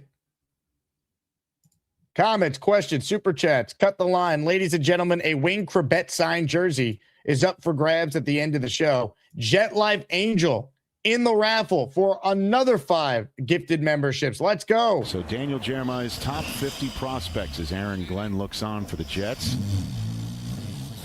Christ, superpowers sleeping. Aaron, wake up! Fernando Mendoza 1. Jeremiah Love, who we'll also see on Saturday here on NFL Network. Jet Life in for 5. Dominic says for Lou B, tub for club. Dom, thank you. Big fella says Tim Patrick is the Kyle Clifton of wide receivers. It's funny. Kyle called in to ask about veteran wide receivers. I mentioned Tim Patrick. They signed him 25 minutes later. So there you go. Pagan Artie says Jay Quest is awesome. Beast, he shouldn't be on the list. Donate this to Lou B. Ladies and gentlemen, please Venmo me or Zelle me if you want it to go towards the Lou B fund so YouTube doesn't get a cut of it. I want all the money to go to Lou for his generosity with Beast. But Peg and Artie, I will make sure we get this included in the fund. And hope you're doing well, Peg. Apparently, it's being reported it's a 1-year deal, slightly more than the veteran's minimum. So he's making less than $2 million. This is a very, very low risk signing.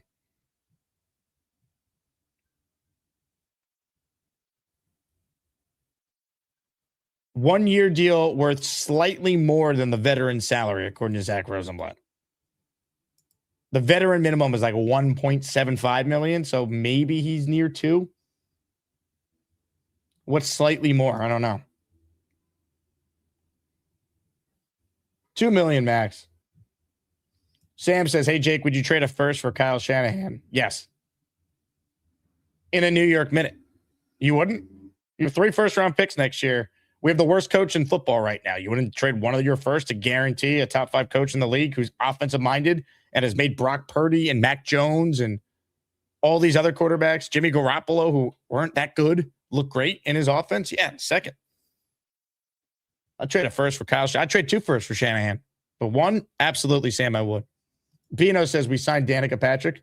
We signed Danica's brother, Tim.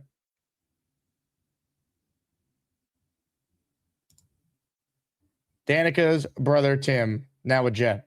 Brian Morales in the raffle for 2. If Beast doesn't thank Lou B, will he be allowed to the pool party? Jake, please forward to the Lou B fund. Brian, thank you. Look, there needs to be some thank yous. That's the bottom line. Not just to Lou, to the community as well. We've had so much generosity from people. We need to see real improvement from the Beast. Otherwise, his suspension is going to remain in place. I did thank him yesterday for the future. If I do intend to get married, he is my first inductee to being on my wedding list. Shut up. I talk. So not only do you need to thank Lou B, you need to thank everyone who has donated to try and help you have hot water in your home, which you now do. Thanks, everybody. Thank you. Leave a message. Bunch of Venmos coming through. Thank you to Scott. Thank you to Roe. Thank you to Christopher. I don't know if some of you guys want to remain anonymous or not, so I only will say part of your names. Eddie, Nicholas, Christopher, Ted, Matt, Matthew, Colin, John, Damian, Eric, Mike, Scott, Chris, Douglas, Eileen. Some of these are a dead giveaway. John, another John, Chris, Francisco, John, Eddie. Those are just the Venmos. I got the Zelle in a separate category I got to look up. Jet Life in the raffle, 4-1. Let's go. Play call is my superpower, really. All right, let's continue with your calls right now. Raffle coming up at the end of the program. Ladies and gentlemen, Derek, the Kansas Jet fan, is next. Hello, Derek. Hey, Jake. How we doing today, brother, man? What's up, Derek? Not much. Shout out to Lou B, man. That's so cool. That's just another very big reason why this community is one of the best. I mean, you've just built like an entire community of just some of the nicest people that I've ever met on any show. So shout out to you and the community. I'm actually going to be hopefully meeting Lou B at Kansas City. We've been talking behind the scenes about maybe going to that Jets Chiefs game in Kansas City. So very excited to meet Lou B there. That should be The Justin Fields revenge game. Yeah. I'm intrigued. Yeah, we'll see who starts up. I'm assuming the NFL thinks that Pat Mahomes is going to be healthy week 1 since they get the first Monday night home prime game. But I also want to shout out. I got the 2 helmets that you sent me today, and I got the magnet and sticker package that came in here. And the pin and stuff is a very big surprise. I didn't see it coming. So now I got the Klecko and the Corbett here, and then I got the Curtis Martin and the Chad Pennington over here. So the collection's coming along very nice, brother. You've won a lot of raffles, but I feel like they've all been helmets. Like you're just a monster at winning signed helmets. I did get the Kevin Mawai signed jersey right over there too. Hell yeah, so Derek. All the love, man. I appreciate you guys so much. And then quickly, I kind of wanted. Oh wait, I had a question about Beast. So is that his actual bathtub? That's not AI, is it? No, that's real. That's spectacular. Oh, man, yo, Beast, we gotta scrub down on that tub. Maybe get you some stainless steel scratchers, a little bit of bleach, and some gloves. Future reference, you're gonna want to keep that nice tub that Lou B got you all polished up and shiny. Yeah, that's phenomenal. How long is Beast suspended for? Well, he's suspended till at least Monday as of now, as it said in the suspension notice. But nice. He's got to file an appeal if he wants to be reinstated. He's got to file an appeal and send Lou B a big old thank you and the rest of the community and everybody else that's chipping in. That's awesome. Correct. One more quick take before I hop off. I actually wanted to second Nick Shine's take. Like, I think this is going to be a very exciting offense to watch, assuming Geno can stay healthy. I think he's going to be pretty accurate. As long as the offensive line can keep him upright. I still got us pegged around 7 wins. I obviously hope we win more, but I think it's going to be a very fun, fast offense to watch. Frank Reich's going to be pretty much able to do whatever he wants. Hopefully we can get Brees on some screens. I seen the New York Jets posted on Facebook. I was looking earlier, and it's like Brees' top 5 catches of his career. So hopefully we can get that touchdown total on the receptions and the rushing attempts a little bit more. But yeah, I'm very excited. Thank you so much, Jake. All the love to you and the rest of the community, man. JETS, Jets. Let's go, baby. Ladies and gentlemen, Derek, the Kansas Jet fan. Outstanding call from Derek. Jet Life Angel back for more in the raffle. 4-1. Let's go. Sweet. Good job. Jet Life, thank you. Last chance to get in on the show. A special guest from the New York Jets organization is going to join me at the end here to raffle away a signed Wayne Corbett jersey. We needed someone to step up with Beast, obviously, in suspension. We can't go to him.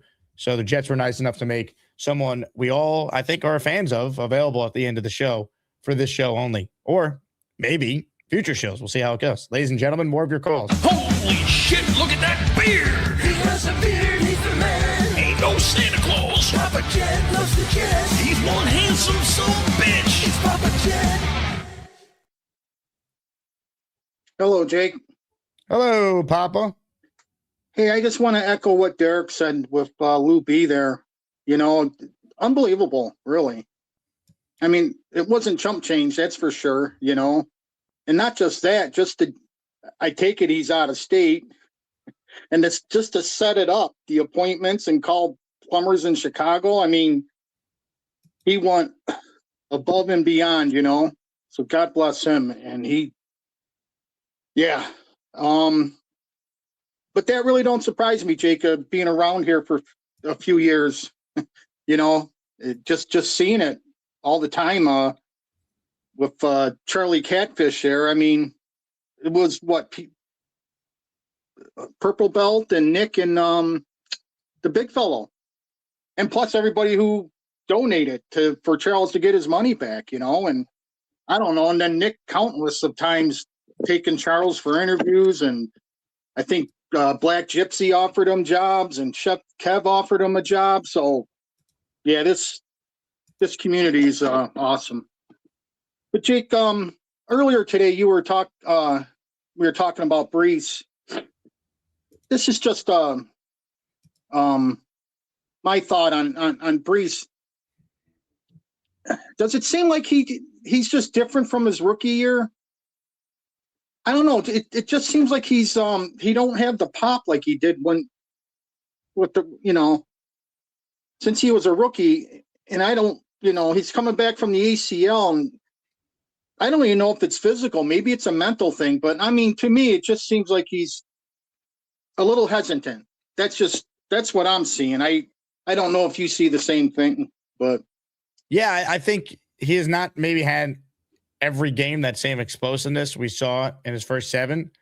But I think it's also a byproduct of the circumstances that have surrounded him over the last couple of years. Like, you still see that burst and those moments of explosiveness. I just don't think it's been ideal game scripts for him to be able to do it consistently. yeah. But I agree with re-signing him, though. That was a definite. Yeah, it's a 2-year commitment for a guy who has been productive despite terrible circumstances. Let's say the circumstances improve around him, and I feel like he's going to be better off like the rest of the Jets offense would be, right? So that's why you keep him. You're not paying anyone else. Yeah. And then, Jake, as far as the schedule reveal tomorrow, not that I'm rushing you, but what are you thinking, about a month or so when before we know what the games will be as far as the MetLife meetup and the road trip? Yeah, within a couple of weeks, hopefully. I know people want to start saving up and planning and all that. So we'll get the schedule and obviously weigh it in the chat and get feedback from people on the Discord. But I think most of us agree Nashville would be great if we get it early enough, but we'll adjust accordingly based on the schedule. And then the home game will be probably early October. It's going to depend on when we do the road game. We want to space it out a little bit. Yeah, I hear you. Okay, Jake, and is DT on tomorrow? Dylan is on tomorrow. Okay, cool. And then just one more thing, Jake, is tonight I'm rooting for Frank P, and tomorrow night I'm rooting for the Sabres. Frank P donated some tickets to me, or some raffle tickets earlier, the first show. So I just want to thank him. God bless him, man. He didn't have to do that, but very, very appreciative of it, you know. Yeah, that was amazing. Just goes to show you again with the Asmaniacs. And I'll thank him in the Beast way too. What's Beast do? Please leave a message. Ladies and gentlemen, Papa Jet. We'll see. Unbelievable. Getting a thank you from Beast. Almost as hard as making the playoffs if you're the Jets. Say thank you to Lou B one more time, Beast. He deserves it. Lou B, thanks, brother. Just let me be today. I'm already getting a headache right now from yelling at every fruitcake. He's getting a headache from yelling at people. When Lou B paid $2,500 and he didn't expect to get paid back for any of it to fix this man's grotesque bathtub and hot water heater. Unbelievable. David, super chat in the raffle for 4. David's a Lions fan, so this is a great perspective on new Jet wide receiver Tim Patrick. He says, Jake, my take on Tim Patrick from 2024 with the Lions is that he was an asset on third downs in the red zone and as a blocker, good team player, has difficulty getting separation of man coverage, wasn't used on special teams. Oh, he's 6'5", 210. He's a big dude. And the Jets have been inept in the red zone, so it can't hurt. Again, I think he's a perfectly capable number 4, number 5 wide receiver for this team.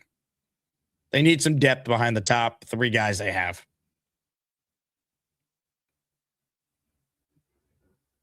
That's it. That's what you want to see. Comments, questions, super chats. They cut the line. Last chance to get in on the show. We have a raffle for a signed Wayne Corbett jersey coming up, and a member from the Jet organization will join us to spin the Wheel of Champions. Philly Noodles is next. Hey, Philly. Yeah, what up, man? Philly.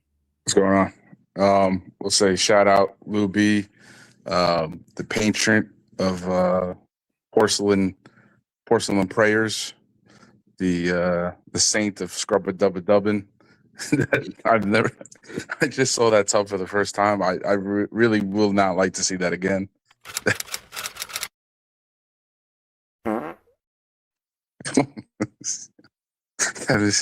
That's vicious, bro. That's a vicious situation.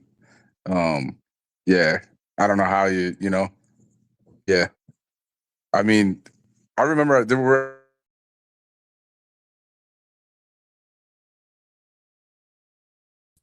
up how many dollars were coming in that people would have gave for him to shave his eyebrows. He didn't want to shave his eyebrows. Look at it. Look at it, Philly. Look at it. It's sick. Oh, God, bro. Stop. Stop.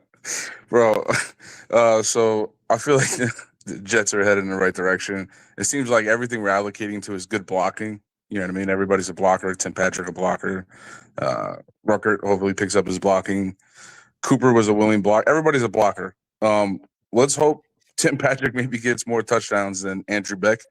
I'm going to put that on the scoreboard. If you could put that bet into Fantasy Duel or wherever the heck, DraftKings. What do you got? What's your prize pick? That's right. Yo, I never want to see that bathtub again. Bro. What's worse, your internet or a beast bathtub? Probably both. Oh my God. All right, dude. Enjoy the rest of your day. Shout out, Loopy. Philly Doodles, everybody.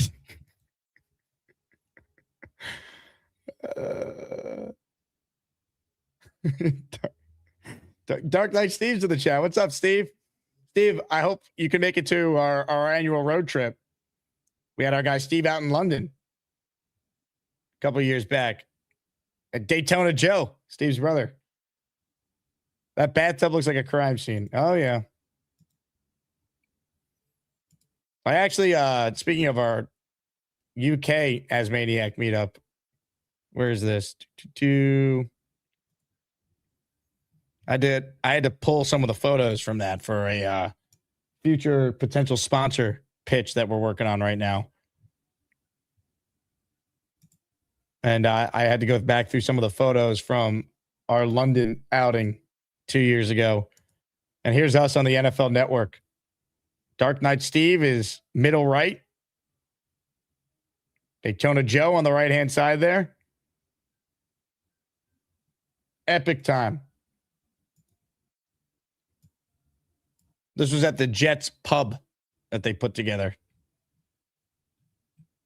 But then at the Hippodrome Casino, that's where we threw our personal event. And we had a surprise cameo from two guys that knew how to score touchdowns. Wayne Corbett and Lavernius Coles stopped by our event at the Hippodrome. No international games for the Jets this year. We learned that. There was some thought that the Jets could play the Lions in Germany. The Jets actually volunteered. They volunteered to go to Germany. And the NFL said, yeah, we're going to send the Patriots instead. You guys suck ass, which is actually better for the Jets. Less international games, the better. So I think that's a good thing.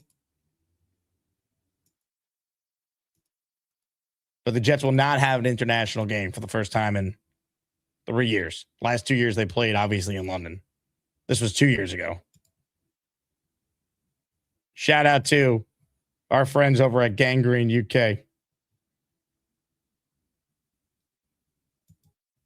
The guy Anth was the NFL International Fan of the Year. He announced one of the Jet draft picks. Bottom left in the Namath jersey. Shout out to Anth from Gangrene UK. DNAT says, really, the Jets volunteered? Yes, the Jets were among several teams that volunteered to play in Germany. Which just shows you Woody Johnson does not care about winning games if it's above improving the bottom line for the team. He'd rather the Jets go to Germany and get the exposure of playing in an international setting than having to play the Lions in Detroit and not have the wear and tear of the travel on the Jets players' bodies.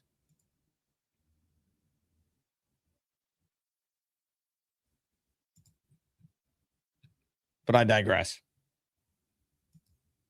All right, I'm counting raffle names. This is your last chance to get in. In the meantime, let's talk about cheers. If you're going to be drinking, if you're going to be coming to Atlantic City with us, you're going to want to get some cheers. If you enjoy a few drinks while watching a game, partying, doing whatever, and you don't want to feel like you know what the next morning, that's where Cheers helps you. You just take these capsules after you're done drinking, and it does wonders for you while you're sleeping, so you feel a lot better the next day. That's it. It's easy. You literally take some pills, some capsules, and then you wake up feeling better than you normally would. It's that easy. If you want to try it for yourself, cheershealth.com, promo code Asman, cheershealth.com, promo code Asman. You'll get a 20% discount. Shout out to our friends over at Cheers for supporting our show. Super chat from Dark Knight Steve, who says Germany is better for Mike and Diana to meet up. Well played, Steve. Send the Pats to Germany instead.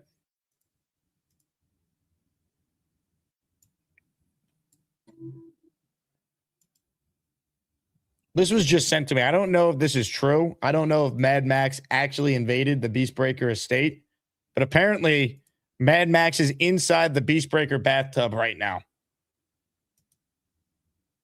Is Mad Max behind the rod that got stuck in this tub and somehow created what looks like a murder scene? I don't know the answer. I'm just throwing it out there as a theory here. All right. It's May, and I have nothing else to talk about when you talk about a football team for a living. So I'm just asking questions. I don't know the answer. I'm just asking everyone. You know? Dana says that tub has hantavirus. Am I saying that right, by the way? The new COVID BS epidemic nonsense, whatever. I just don't care right now, all right? The Knicks are 4 wins away from going to the finals. And everyone pray for Max Fried's elbow. Calzone writes in, imagine the mad rash Max is going to have. Oh, yeah.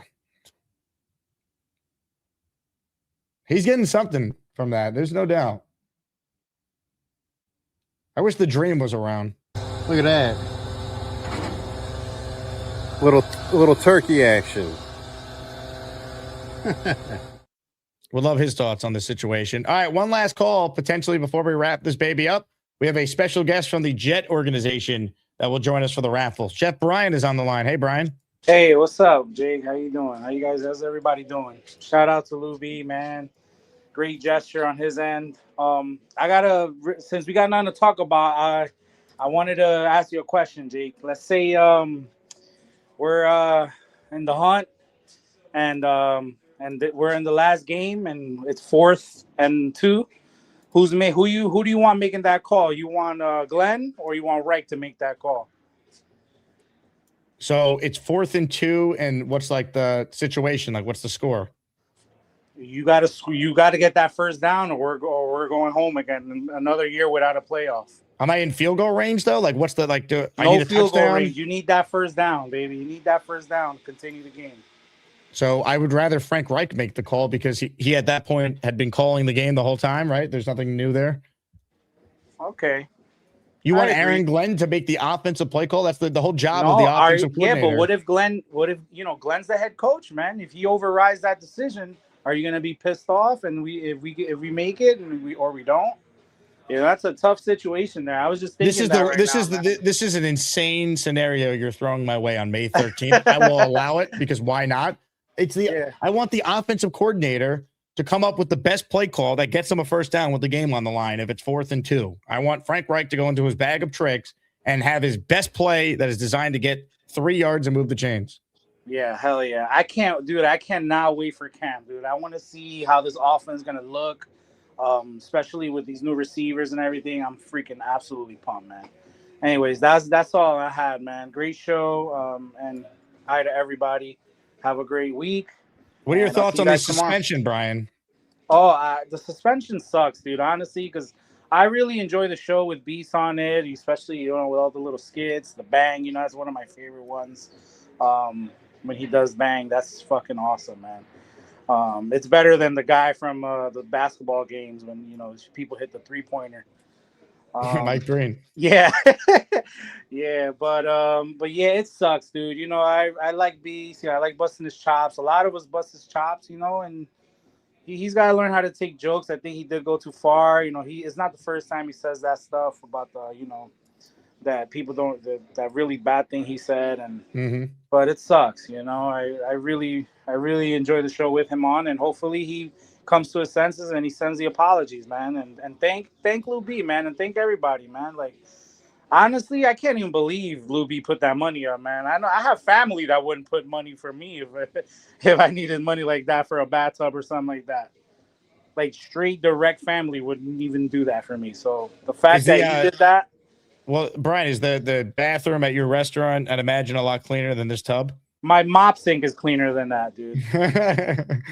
That's crazy. I can't even. But he must have been doing number 2s in the tub. But I mean, who knows at this.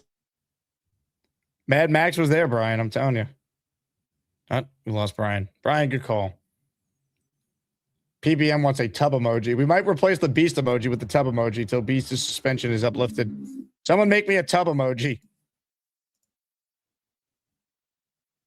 What a hypothetical. 4th and 2. Do I want Glenn making the play call or right? Frank Reich's the OC. That's his job. I want Aaron Glenn overriding Frank Reich. I want Frank Reich at that point to call his best play. Gator says the Taco Bell bathroom looks better. It just might. It just might. Unbelievable. All right. Dom D'Angelo in the Asmaniac raffle for 1. Let's go. Oh, my God. Thank you very much, Dom. Here's what we're going to do. A short clip will play. I need to finalize the name counting. When we come back, we will spin the wheel of champions. Someone will win a Wayne Corbett signed jersey.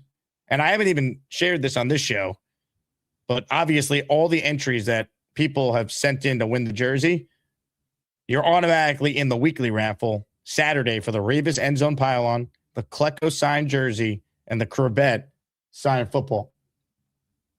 Hit the like button. Only 164 likes and 315 people watching. Math is not mathing. And we're going to be right back with a member from the Jet organization. The Wheel of Champions will be spun. Get ready. We're back right after this. Good job. Why'd you piss out of the window? Look, you little asshole. Can you throw 15 punches? Let's see. Can you throw 15 punches like I am? You want to see what your wheel's going to be? Your face right here. Crushed. But this is going to be us in the David lines of EB, so be like, I'm the bigger man around here. You're just a little pug. You just jump. No, Do a front kick, please. Do a front kick. Do a front kick. See if you can kick higher. Yeah, compare a front kick. Get out of here. I need to cool off before I do something a little Jurassic.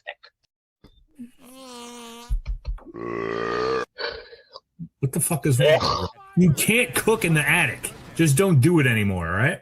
Okay, we need a leader of the Dark Alliance. That video introduced me to a new term, stringing the cheese. I never heard of that shit before. No, me neither. I was just stringing the cheese. No one's judging you. Any port in the storm. And a little scrape there. And there's a little cut there. Yeah, that's pain. What have I been taking to do that with? Vaseline. The only thing I can basically afford. Hey, trust me. Ladies and gentlemen, what a show. What a show. All right. I didn't think he'd actually be willing to do this. But ladies and gentlemen, here to help us spin the Wheel of Champions, we say hello to the general manager of the New York Jets. As you know, normally the Beast Breaker is the one to take us to the wheel, but he's unfortunately not with us today, so I will fill in for him. I am here. There's great prizes on the line, so let's go to the Wheel of Champions. Go Jets. It's time to announce the winners of the weekly Asmaniac raffle. Let's spin the Jake Asman Show Wheel of Champions and find out which Asmaniac is winning an epic prize. Muji. Thank you to Darren Muji and the Jet organization for their assistance. Muji signing Tim Patrick and still making it back in time to send us to the Wheel of Champions. Ladies and gentlemen, good luck to all, but only one Asmaniac can win what I have in my hand right here. It is a signed jersey by one of the all-time great Jets, the godfather of the slot, Mr. Third Down, the Green Lantern, Wayne Corbett. Jersey up for grabs. If you win, you claim your prize by emailing me, asmanjake@gmail.com. Name and address so we know where to send your prize to. Good luck to all, but only one Asmaniac can win. And the winner is... Dun, dun, dun.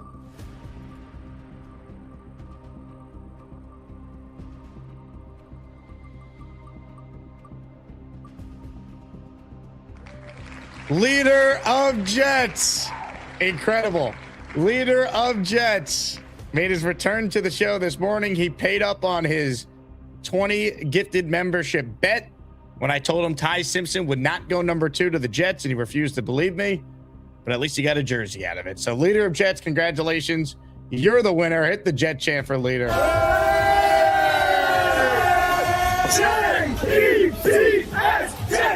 Jets, let's go. Leader of Jets, your winner of today's Asmaniac raffle. If you want more content, if you want to get involved in our madness off the air, get on the Patreon, get in the Discord. That's where the conversation is always being had. Patreon.com/Jake Asman Show. I will see many of you at Gangrene Beach Club in July. Tickets on sale now. If you really want to support Lou B, he runs HQ2. That's why we're doing this event at HQ2. So the man that paid for Beast Breaker's bathtub and hot water heater is going to throw a hell of a party for all of us. GangreneBeachClub.com, Saturday, July 11th. We will see you there. All right, that does it. We're back tomorrow. Matt O'Leary's with us. Will he have the full Jet schedule again? As Matt is always well connected when it comes to the schedule. We will find out. I will talk to you guys then. JETS, Jets, Jets, Jets. And I'm going to take you down memory lane for this final clip here. Sit back and remember a different time on this show. A time when all the conversation was centered around Charles Gorman's mother's chicken soup.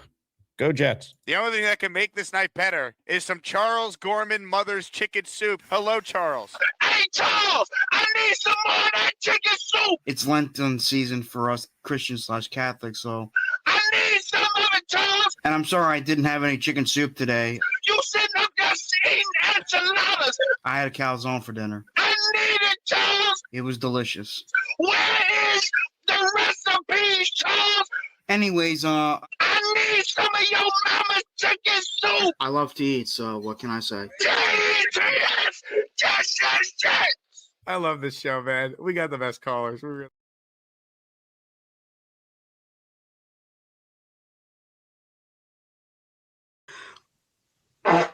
Oh.